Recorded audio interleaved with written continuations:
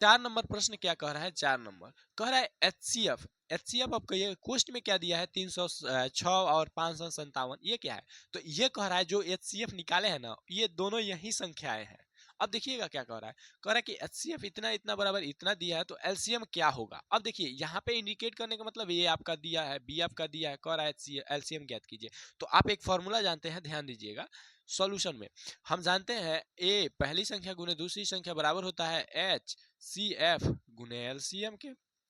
भी सिद्ध किए, पिछली क्लास में ही सिद्ध किए, पिछली क्वेश्चन में। अब देखिए यहाँ पे जैसे ए और बी कहने का मतलब है, यहाँ पे 306 गुने 657 हो गया।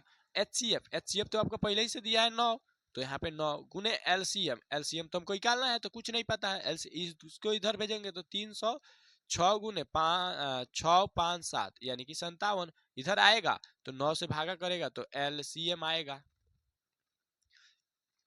अब देखिए 9 तिरका 27, यहां से ये कटेगा, देखिएगा कैसे कटेगा, 9 से ये कटेगा, 9 तिरका 27 और 9 चौका 36 यानी कि 34 मर्द में।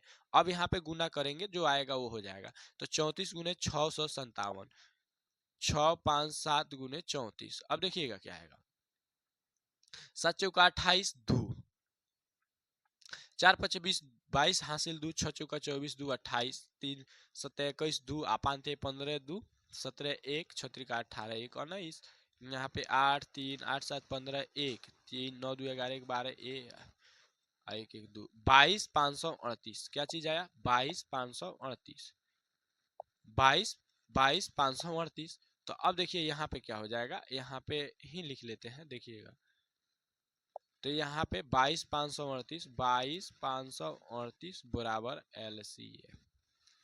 एलसीएम आपका कितना आया 22 538, और यही आपका आंसर हो जाएगा, क्योंकि एलसीएम ही ज्ञात करने के लिए आपसे बोला था।